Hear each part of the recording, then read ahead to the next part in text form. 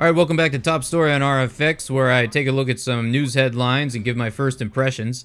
Today we're going to be playing Titanfall 2 as usual, but hopefully that is going to change in the very near future as Cyberpunk 2077 is dropping on the 8th, which, as I'm recording this, is tomorrow, but when you're hearing this, it'll probably be today, and it will be available to download at 4 p.m., and I have a lot of hopes riding on this game, because as I've mentioned before, most other games that I get really excited about, AAA games that should be good, totally suck. They really do. And I mentioned before, Immortals, Phoenix Rising, and a handful of others. And I've been incredibly disappointed with games that are supposedly really popular, like Overwatch, and even some of the Call of Duty titles I find incredibly underwhelming. Now, before we get started with the headlines, I would like to deviate from the norm just a little bit and talk about a story I saw a conservative commentator talk about this morning, a guy named Matt Walsh. Now, I'm a big fan of Matt Walsh. He's one of the Daily Wire's hosts. He's probably my favorite of the hosts. I watch his show nearly every morning, and he's great at what he does. But I do disagree with him a little bit on this point because he is, a truly traditional conservative, whereas I am not. I understand a lot of people are going to mistake me as a conservative, but in my heart and soul, I don't think that's the case. And a story like this is where is sort of where you can see that difference. Now, the story is a story that he found in the New York Post, and here's the headline here. It says, UK mom cleared after having sex with boy 14 reportedly plans to make OnlyFans. Leaving aside the fact that that's a pretty terrible headline that doesn't really convey what the story is, and also assumes that you know what OnlyFans is, and I certainly hadn't heard of that. Apparently OnlyFans is a, like a sex show webcam porn type site, but apparently for New York Post readers, like, oh yeah, of course, OnlyFans, yeah. Anyway, here's the deal with this story. Now, you can see multiple pictures of this woman on the article, and I think you can see it on your screen right here. She's attractive. She's not super pretty, but she's definitely attractive. And I don't know if you remember when you were a young lad in high school, whether you're 14, 15, 16, whatever it is, the idea of the attractive older woman, if you have a teacher who's like 25 or even 30 or more, the idea of hooking up with that older attractive woman is the sexiest thing you could possibly even conceive of in your brain. And if it were to actually happen to you one day, you would have bragging rights to your friends for the rest of your life. You'd be 56 years old talking to your old childhood friends, be like, yeah, remember the time that I, hooked up with Miss Johnson? Yeah, that's right, I sure did. It would be the greatest moment of your life. Now, I'm just going to play a quick little clip here from Matt Walsh's show where he... well, you know what? I'm not going to spoil it. Let's just play the clip real fast, and then we'll talk about it. No, this is not a sex romp. This is not having sex. This is rape. That's what we call it. And if she was a man, that's how it would be reported. So, and that's the other thing we see here, of course, is this enduring double standard when it comes to these kinds of issues. That people the courts don't take it as seriously. I mean, you reverse the genders here. Let's say this was a 32-year-old man having sex with a 14-year-old girl. He'd be in prison. He wouldn't be starting any, he wouldn't be going into porn. And people wouldn't, speaking of being flippant, people wouldn't be as flippant in response to it. This is, even the most supposedly enlightened feminists, they still have this double standard. No one can explain why. Why is it not as big of a deal for a woman to do this to a boy? I think it's as big of a deal. I don't see any difference. There's this move, I think a lot of conservatives do this, where they say, well, look, there's this terrible double standard. Like if a guy were to do this, then, he would be this terrible rapist who'd be in prison and society would shun him and think he was the worst person ever. And sure, is that a double standard? Well, it depends on how you look at it. I mean, technically speaking, sure, it's a double standard, but there are a lot of double standards that, unfortunately, due to just simple common sense, are okay. So, for example, let's take another double standard. If a woman slaps a guy in the face, that's not a great thing to do, but it's a very different thing if a man slaps a woman in the face. those are two very different things. It's the exact same action, but the consequences for doing it and are very different between the sexes, right?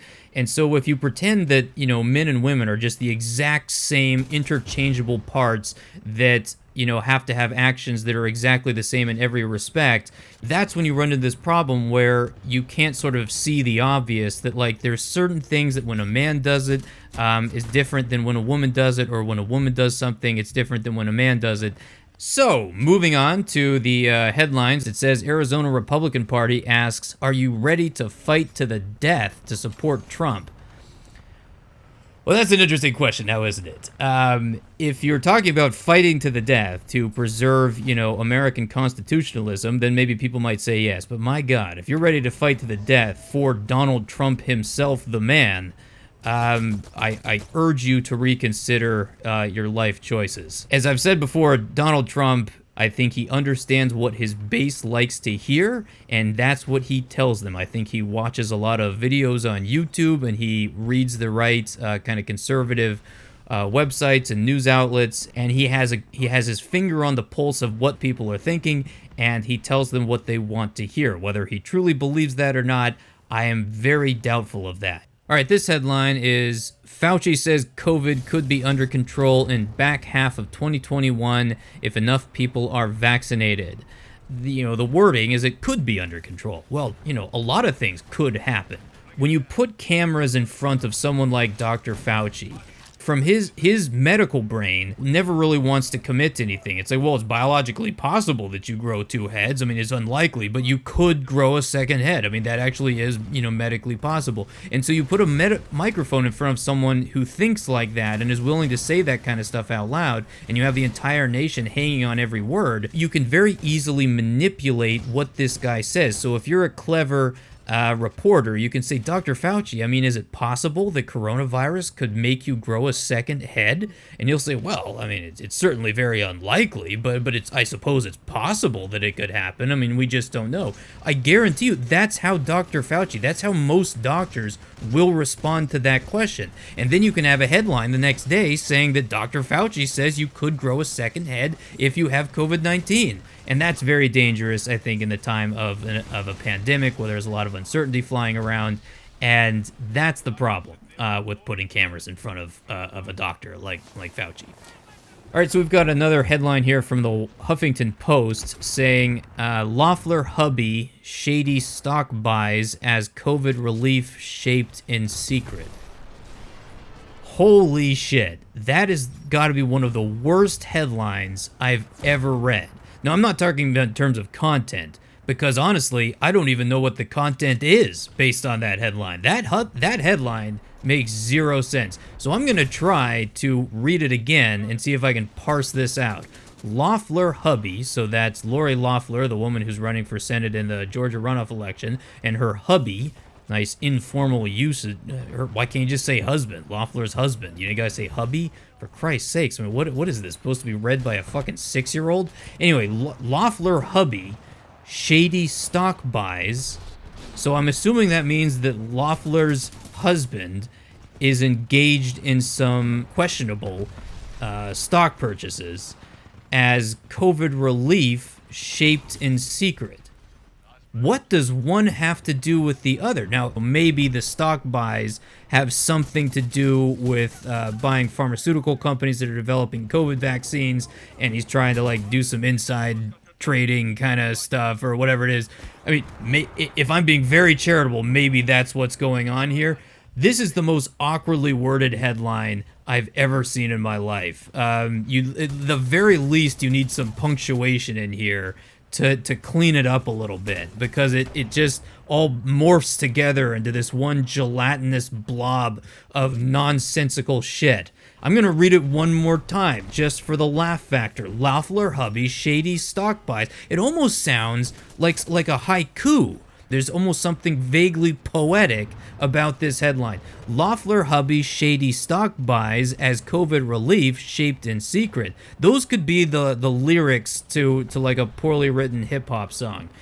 We have a headline here from MSNBC saying, 100 million COVID vaccines in the first 100 days, Biden shares hope for rapid distribution. It's like, why 100 million COVID vaccines in the first 100 days? Well, because, see, it's 100 and 100, and it sounds good. Like, for example, I don't know this, but let's just say it's like 183 million or what's necessary, and you need it within 43 days. Those numbers don't kind of match up very well. It's not very pretty. It's not catchy. And so the PR guys, well, how about this?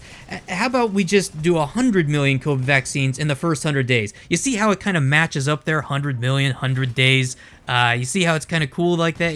Let's do that. And then the second part of the headline, of course, is Biden shares hope for rapid distribution. Well, who doesn't hope for rapid distribution? He shares his hope for rapid distribution. What does that mean? What does that mean? Does he hope for slow distribution? Who's hoping for slow distribution? You know, look at this. I'm going to show on the screen here. You've got these two headlines back to back on MSNBC. On the left, you have Biden looking, you know, like this great guy, and he's trying to get 100 million vaccines in 100 days, and he has hopes for rapid distribution. And then to the right, you have Trump administration passed up chance to purchase more Pfizer vaccine doses, setting up potential backlog. So Biden is the good guy, and Trump is definitely the bad guy. And you can even see it in the way the pictures are framed here. And where you can only see part of Trump's face, and he looks kind of mean and all this kind of shit. And then you've got, like, Biden, this, like, you know, I don't know, paragon of hope and good leadership and whatever else.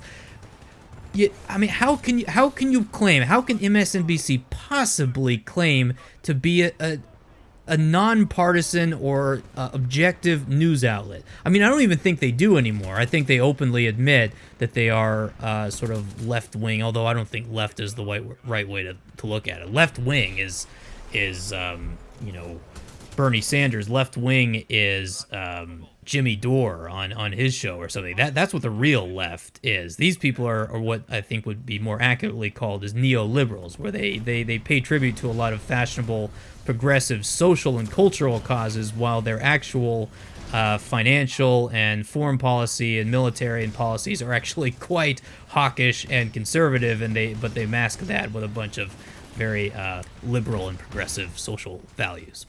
So I think that's it, everybody. I think that does it for today's episode of Top Story, and we will catch you next time. Have a good one. Bye-bye.